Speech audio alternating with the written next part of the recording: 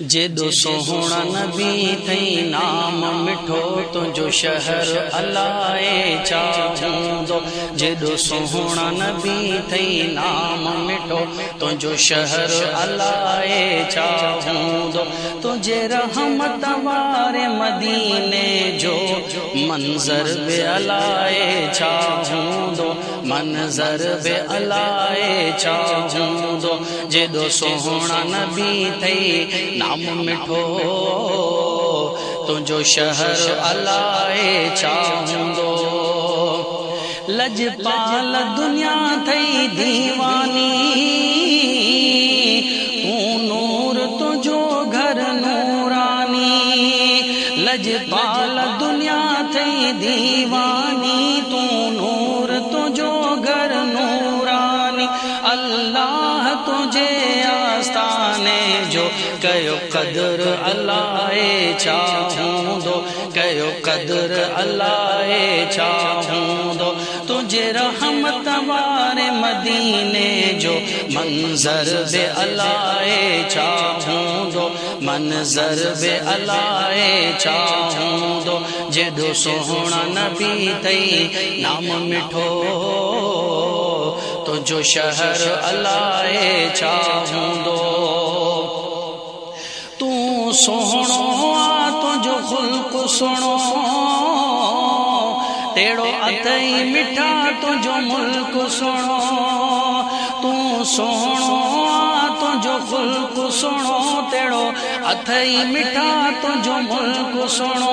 तुझे दर ते राज पलजन था, सो लंगर अलाए चाहूंदो, सो लंगर अलाए चाहूंदो।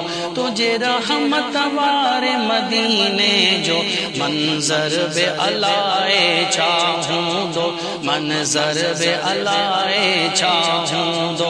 जेदो सोहणा नबी थई नाम मिठो तुझो शहर अलाए चाहूंदो।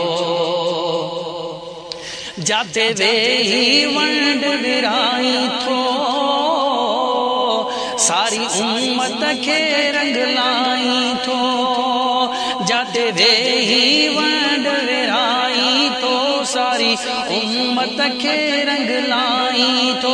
उन नबवी हरम जी मस्जिद जो मिंबर बे अलाए चाहूंदो, मिंबर बे अलाए चाहूंदो। तुझे रहमत वारे मदीने जो मंजर बे अलाए चाहूंदो, मंजर बे अलाए चाहूंदो। जेदो सोहणा नबी थई नाम मिठो तुझो शहर अलाए चाहूंदो। जी बिस्मिल्लाह बारकल्लाह, चवे गुलाम उमर पढ़ सल्ले अला। जी बिस्मिल्लाह बारकल्लाह, चवे गुलाम उमर पढ़ सल्ले अला। तो जो तुझे सना गरते आका, छटर छपर अलाए चाहूंदो, छटर छपर अलाए चाहूंदो। तुझे रहमत वारे मदीने जो मंजर बे अलाए चाहूंदो, मंजर बे अलाए चाहूंदो। जेदो सोहणा नबी थई नाम मिठो तुझो शहर अलाए चाहूंदो।